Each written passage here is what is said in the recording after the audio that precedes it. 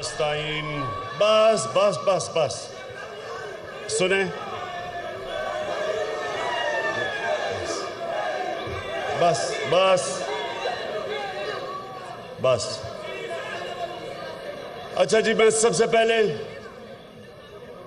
I L F آپ کو خراج تحسین پیش کرتا ہوں، جو ابھی قاضی صاحب آپ نے سب کو اکٹھا بھی کیا، اور آج یہاں اس فنکشن کے اندر مجھے موقع دیا اپنی وکلا کمیونٹی آئی ایل ایف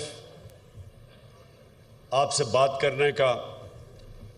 اور یہ وہ پاکستان کا تاریخ کا وہ مرحلہ ہے جس میں مجھے اپنے وکلا برادری کی سب سے زیادہ ضرورت ہے، آپ کی ضرورت ہے، کیونکہ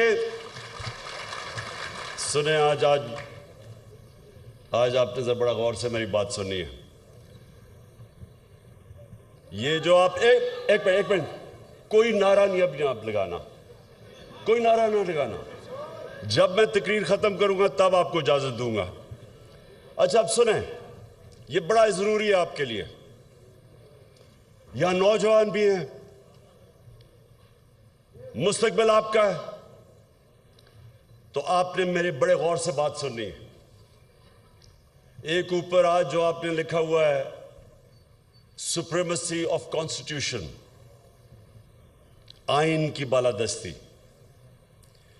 اس کو سمجھنا ہے کہ جب تک ایک قوم انصاف کے لیے جد و جہد نہیں کرتی، جب تک ایک قوم انصاف کے لیے جہاد نہیں کرتی، یہ یاد رکھے اللہ نے قرآن میں کہا ہوا ہے کہ میری زمین پہ نکل کے دیکھو کتنی قومیں تباہ ہو گئیں جو میرے حکم پہ نہیں چلی۔ اللہ کا سب سے بڑا حکم کہ میری زمین پہ انصاف قائم کرو، یہ جو آپ نے سپریمیسی آف کانسٹیٹیوشن لکھا ہوا ہے، اس کا مطلب ہی انصاف ہے۔ سپریمیسی آف کانسٹیٹیوشن کا مطلب یہ ہے کہ جو آئین آپ کو قانون دیتا ہے کہ کن قوانین کے مطابق ملک چلے گا، وہ آپ کو انصاف ایسے دیتا ہے کہ وہ کمزور طبقے کو تحفظ دیتا ہے طاقتور سے۔ آپ نے بڑا ضروری میری آج بات سننی ہے، کیونکہ مجھے بہت رنج ہے جو کل ایک اس ملک کا، میں کیا کہوں کہ صحافت کے اندر اگر میں کسی کی سب سے زیادہ رسپیکٹ کرتا تھا وہ ارشد شریف، جس کو شہید کیا گیا، اور یہ سمجھنا ہے کہ یہ کیا ہوا ہے، اس کا فنومنا سمجھنا ہے آپ نے۔ اب میرے سامنے آپ وہ لوگ بیٹھے ہوئے ہیں جنہوں نے اس ملک کے انصاف کے نظام کی حفاظت کرنی ہے۔ اب سنیں کہ انسانی معاشرے اور جانوروں کے معاشرے میں کیا فرق ہے، یہ سمجھنا ہے آپ نے۔ میں کوئی اسلام کا اسکالر نہیں ہوں، لیکن جتنی میں نے تاریخ پڑھی ہے اور میں نے اپنا دین پڑھا ہے، انسان کے معاشرے میں اور جانوروں کے معاشرے میں سب سے زیادہ فرق ایک ہی ہے، جانوروں کے معاشرے میں انصاف نہیں ہے۔ وہاں جس کی طاقت جنگل کا قانون ہے، جس کی طاقت اس کا حکمرانی، شہر حکمران ہے کیونکہ طاقتور ہے، سب سے جو کمزور ہوتا ہے وہ بیچارہ چھپتا پھرتا ہے، کوئی تحفظ نہیں ہے۔ انسانی معاشرہ بنتا ہی تب ہے جب کمزور کو طاقتور سے تحفظ ملے، قانون کے سامنے سب ایک برابر ہو، اس کو انسانی معاشرہ کہتے ہیں، انگریزی میں رول آف لا کہتے ہیں۔ میں نے معاشرے دیکھے ہوئے ہیں، جب میں چھوٹی عمر میں برطانیہ گیا تو میں نے رول آف لا دیکھا وہاں، اور مجھے تب سمجھ آئی کہ وہ کیوں آگے نکل گئے ہیں۔ اور پاکستان کے اندر یہاں کبھی بھی رول آف لا نہیں تھا۔ وہ ملک جو علامہ اقبال جیسے ایسا بڑا ذہن، انٹلیکٹ، 500 سال تک سمجھتے ہیں کہ دنیا میں اس طرح کا ذہن نہیں آیا. اس نے تصور دیا اس ملک کا. مدینہ کی ریاست کے اصولوں کے اوپر اس ملک نے کھڑا ہونا تھا. اسلامی فلاحی ریاست، تو مدینہ کی ریاست کا اصول تو نمبر 1 عدل اور انصاف تھا. میرے نبی صلی اللہ علیہ وسلم نے سب سے پہلے انصاف قائم کیا تھا، پھر خوشحالی آئی تھی.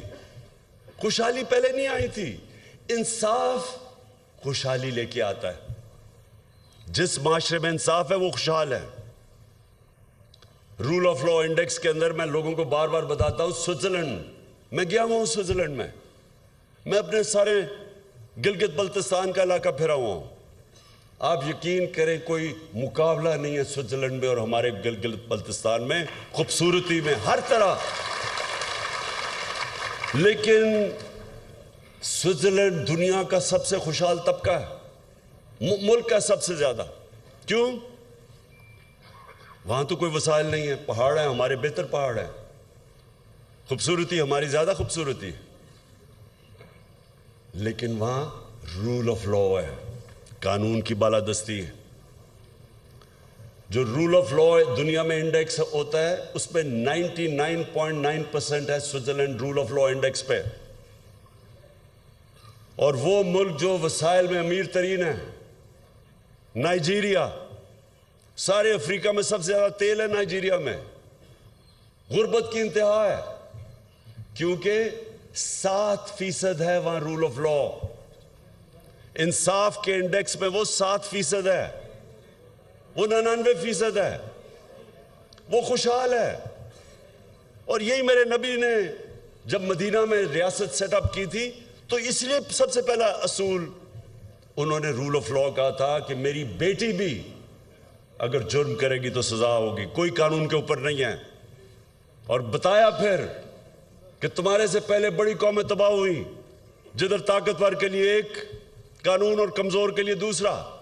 طاقتور چوری کرے تو NRO اور کمزور چوری کرے تو جیل میں. وہ معاشرے تباہ ہو جاتے ہیں. تو آج میں اس رول آف لا کے اوپر سب سے پہلے میں بات کرنا چاہتا ہوں ارشد شریف کی. ایک ایسا آدمی جو بھی اسے جانتا تھا، 2 گھر میں شہادتیں ہوئی تھیں، محب وطن پاکستانی. شاید ہی کوئی پاکستان کی اتنی درد رکھتا تھا جتنا یہ ارشد شریف رکھتا تھا.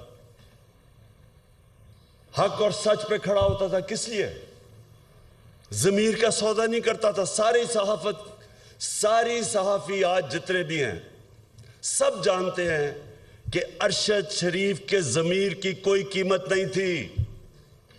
اس کو کوئی لفافہ نہیں دے سکتا تھا. سٹینڈ لینے والا تھا، حق پہ کھڑا ہو جاتا تھا. امر بالمعروف، اللہ کا حکم ہے کہ اچھائی کے ساتھ کھڑے ہو، بدی کے خلاف جہاد کرو. معاشرے کو زندہ کیا چیز رکھتی ہے؟ جب قوم کھڑی ہو جاتی ہے اچھائی کے ساتھ.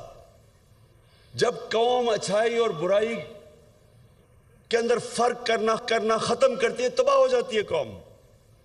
اس لیے اللہ نے قرآن میں ہمیں حکم دیا ہوا ہے. کہیں اس نے اجازت نہیں دی انسان کو نیوٹرل رہنے کی، کہیں اجازت نہیں دی. اور ارشد شریف وہ آدمی تھا جو سچ پہ کھڑا ہو جاتا تھا، پاکستان کے انٹرسٹ کے لیے کھڑا ہو جاتا تھا. میرے سے کئی دفعہ اس نے میرے اتنی تنقید کی میری، جب وہ سمجھتا تھا کہ میں غلط کر رہا ہوں. کسی مافیا کو نہیں بخشتا تھا.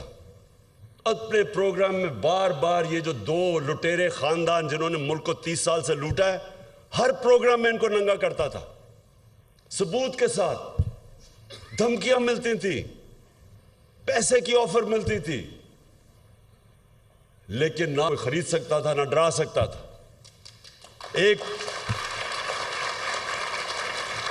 اور وہ پاکستانی، وہ صحافی جو ساری قوم جانتی ہے کہ وہ ملک کے ملک کے انٹرسٹ کے لیے، محب وطن، جس آدمی کی گھر میں 2 شہادتیں ہوئی ہوں، جس طرح وہ پاکستانی فوج کے ساتھ کھڑا ہوتا تھا، جا کے ان کے کئی پروگرامز کرتا تھا ان کے لیے. تو یہ آج میں آپ کو بتانا ہوں کہ ٹریجڈی دیکھیں یہ پاکستان کی، اور اس پہ اگر یہ قوم، ہماری قوم اگر نہ کھڑی ہوئی، میں آج آپ کو کہہ رہا ہوں کہ ہمارے میں اور جانوروں میں کوئی فرق نہیں رہے گا. انسانی معاشرہ اور جانوروں کا معاشرہ کیا ہے؟ جانوروں کا معاشرہ کیا ہے؟ آپ کبھی ٹی وی پہ پروگرام دیکھیں، نیشنل جیوگرافک یا اینیمل پلانٹ، اس میں دیکھتے ہیں جو افریقہ کے اندر جو سب سے طاقتور جانور ہاتھی کے بعد سمجھا جاتا ہے، وہ افریقن بفلو ہے، جو افریقہ کی بھینس ہے. وہ شیر سے بہت طاقتور ہوتا ہے، ان کی تعداد ہزاروں میں ہوتی ہے. لیکن آپ دیکھیں تو شیر کیا کرتا ہے؟ 4-5 شیر، وہ اتنے ہزار ہوتے ہیں، ان کو ڈرا دیتے ہیں، شور مچا کے ان کو ڈراتے ہیں. وہ جب ڈر کے بھاگتے ہیں، وہ 4-5 ایک بھینس کو پکڑ لیتے ہیں. اگر وہ نہ ڈرے اور اگر وہ خود غرض نہ ہو تو کوئی شیر کی مجال نہیں ان کے قریب جانے کی. لیکن وہ اپنی جان بچاتے ہیں، وہ خود غرض بھی ہوتے ہیں، اپنے آپ کو بچاتے ہیں، اور بزدل بھی ہوتے ہیں. انسانی معاشرے کے اندر جب کوئی طاقتور اس طرح ہجوم انسانوں کو ڈراتا ہے، تو اللہ نے اس لیے جہاد ہمارے اوپر فرض رکھی ہے. جہاد فرض ہے مسلمانوں پہ. کیونکہ جہاد میں آپ ظلم سے بھاگتے نہیں ہیں، ظلم کے سامنے سر نہیں جھکاتے، ظلم کا مقابلہ کرتے ہیں. یہ حکم ہے اللہ کا. اللہ کو تو کوئی فائدہ نہیں پہنچا سکتا. ہم اپنے اوپر ظلم کم کرتے ہیں جب ظلم کے سامنے کھڑے ہوتے ہیں. ایک معاشرے کو زندہ رکھنے کے لیے ہم ظلم کا مقابلہ کرتے ہیں. ارشد شریف، اس کو جب دھمکیاں آئیں، نامعلوم نمبروں سے دھمکیاں آئیں کہ یہ نہ کہو، سچ نہ بولو، یہ جو رجیم چینج ہوئی ہے، وہ جب اس کو ایکسپوز کرنا شروع کیا، اس کے اوپر دھمکیاں آئیں، ڈرایا گیا. پھر مجھے انفارمیشن آئی کہ اس کو مارنے لگے ہیں. اس کے گھر میں گھس کے انہوں نے ڈرایا اس کو، اس کی فیملی کے سامنے. باہر گاڑیاں کھڑی ہوتی تھی، ڈراتے تھے، صرف اس لیے کہ وہ سچ نہ بولے. اس کا کوئی ایجنڈا نہیں تھا. میں نے اس کو کہا کہ تم ملک سے باہر چلے جاؤ. پہلی دفعہ نہیں مانا. پھر میں نے اس کو بتایا کہ مجھے انفارمیشن ہے، جس طرح مجھے انفارمیشن اپنے اوپر تھی کہ مجھے بھی وہ 4 بند کمروں میں جنہوں نے فیصلہ کیا تھا مجھے مارنے کا، میں نے اس کو بتایا.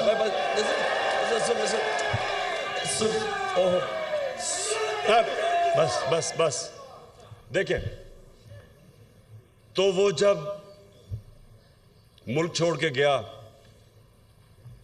اس کا ویزا ختم ہونے لگا تھا دبئی کا. یہ واپس بلا رہے تھے اس کو. کوئی اس لیے نہیں کہ کوئی جرم کیا ہے اس نے، اس لیے کہ وہ سچ نہ بولے. اس کو واپس بلا رہے تھے، اور وہی کرنا تھا اس سے جو انہوں نے اعظم سواتی کو بند کمرے کے اندر کر کے اس کے اوپر تشدد کیا. شہباز گل سے کیا انہوں نے. جمیل فاروقی، ایک رپورٹر، جرنلسٹ، اس کو انہوں نے کیا.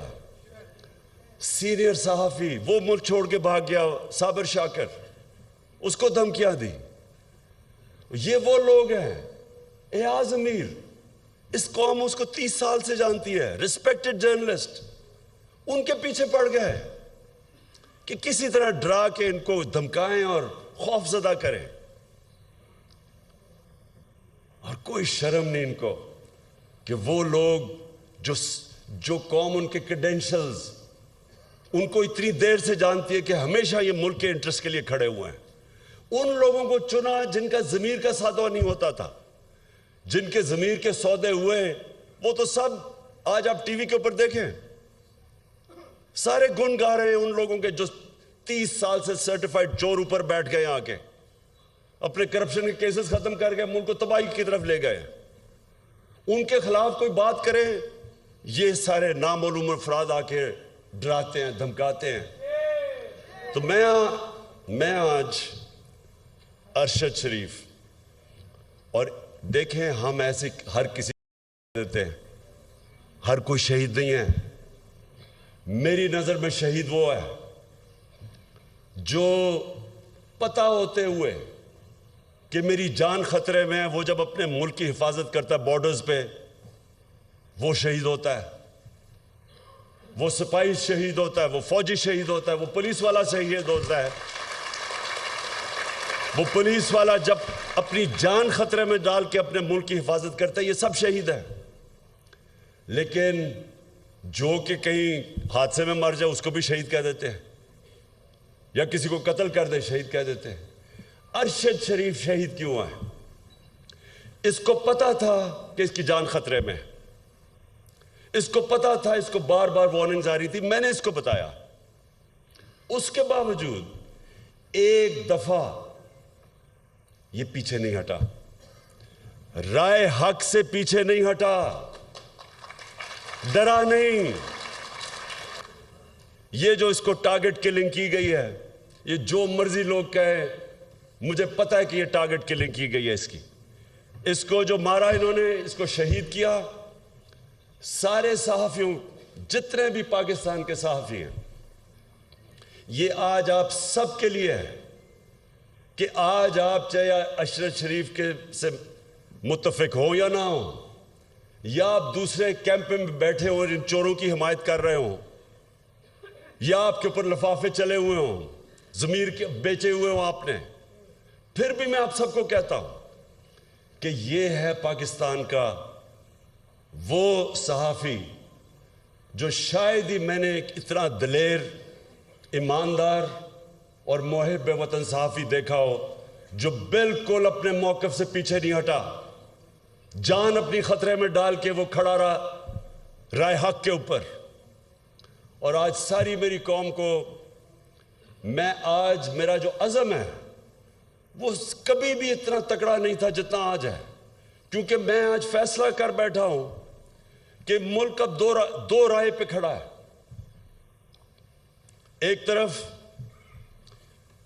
یہ وہ سارے چور 30 سال سے 26 سال سے میں جن کے خلاف کرپشن کی جہاد لڑا ہوں وہ سب اکٹھے ہیں، ان کے ساتھ میڈیا ہاؤسز جو ان کے ساتھ پیسے بنا رہے ہیں وہ اکٹھے ہیں، ان کے ساتھ نامعلوم افراد وہ ان کے ساتھ ملے ہوئے ہیں، ان کے ساتھ بیرونی سازشیں جو چاہتی ہیں کہ پاکستان ایک کمزور مقروض ملک کے رہے تاکہ وہ غلام بن سکے، وہ ان کے ساتھ ہیں.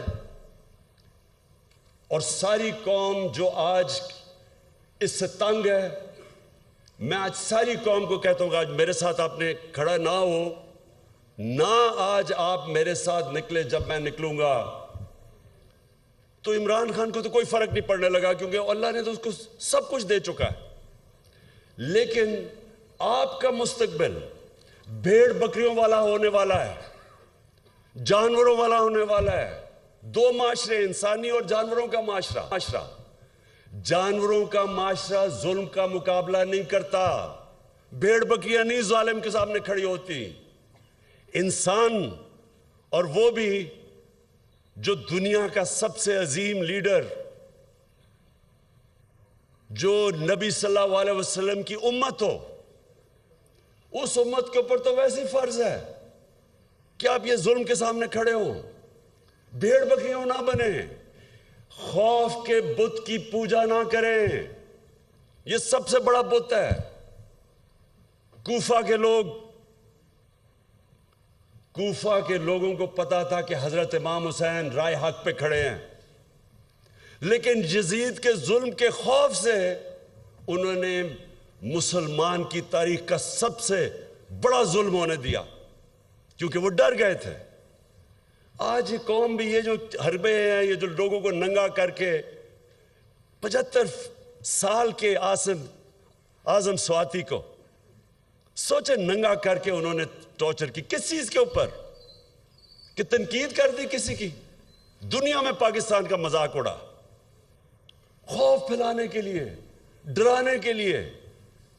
एक इस्लामाबाद में जब से एक डर्टी हैरी आया है, डर्टी हैरी वो है, आपने वो फिल्म देखी होगी डर्टी हैरी की, कि वो एक ऐसा कोई सिपाही था जो कि बस बंदूक का फैसारों को इधर उधर गोलियां मारता फिरता था, उसका नाम डर्टी हैरी रखा हुआ था। ये इस्लामाबाद में एक डर्टी हैरी आ गया, और जब से ये आया है कभी किसी को नंगा करके, वैसे इसको नंगा करने का क्या शौक है?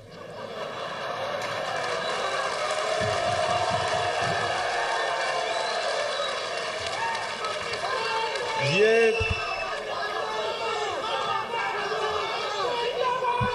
बस ये वो लोग मेरे पाकिस्तान की वकला बरादरी, ये जो मरहले पे हमारा मुल्क खड़ा है, चैलेंज है। अल्लाह कुरान में कहता है कि मैं तुम्हारे ईमान बार बार मुश्किलों से आजमाऊंगा, बार बार आजमाऊंगा। वो क्यों कहता है? ला इलाहा इल्लल्लाह मुहम्मद रसूलुल्लाह पढ़ा तो मैं कहा जी मैं मुसलमान हो गया बस। लेकिन वो कहता है मैं तुम्हारे ईमान को आजमाऊंगा मुश्किलों से, ताकि पता चले कि कितने पानी में है। ये है अब इस मुल्क के लोगों की ईमान की आजमाइश। ला इलाहा इल्लल्लाह के नारे पे मुल्क बना था। अल्लाह हम तेरे सिवा किसी के सामने नहीं झुकते। क्या हम अब ये जुल्म के बुत के सामने झुकेंगे कि ये जो इन्होंने अरशद शरीफ से किया डराने के लिए बाकियों को? वो जिस तरह शेर नहीं वो हमला करते हैं, डराते हैं लोगों को, ये भैंसों को, अफ्रीकन बफलो को, वो सब भाग जाती है, फिर पकड़ लेता है एक को। ये भी एक को पकड़ रहे हैं, कभी किसी को पकड़ लिया, कभी किसी को पकड़ लिया। मैं इनके सामने निकलूंगा और इंशाअल्लाह जब तक मैंने फैसला किया है, बस मेरा फैसला है, जब तक मैं जिंदा हूं मैं इन जालिमों का मुकाबला करूंगा। और आपने सबने इस पर शिरकत करनी है, क्योंकि याद रखें अल्लाह ने न्यूट्रल रहने की किसी को इजाजत नहीं दी। या एक तरफ हो या दूसरी तरफ हो, या इन डाकुओं के साथ हो और या राह हक पे चलो, इनके सामने खड़े हो। तो आपके ऊपर खास जिम्मेदारी है। आप है पाकिस्तान की वो कम्युनिटी जो जानती है इंसाफ क्या है, रूल ऑफ लॉ क्या है। आप वो लोग हैं जिनके ऊपर आम आदमी से ज्यादा जिम्मेदारी है, और इसलिए आपने अब मेरे साथ चलना है। और इस मुल्क में जो मैं 26 साल पहले निकला था, इंसाफ की तहरीक इंसाफ, इस मुल्क में इंसाफ कायम करने के लिए आप सब ने मेरे साथ खड़े होना। शुक्रिया।